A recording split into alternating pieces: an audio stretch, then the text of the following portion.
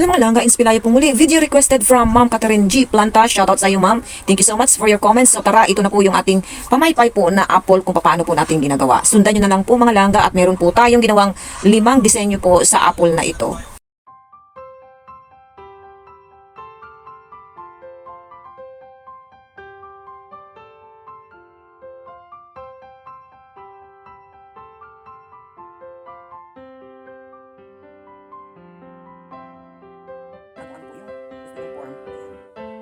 So, depende po sa inyo kung papaano na lang po i-art po ang inyong apple. Ito po kasi ang naiwan ko na apple.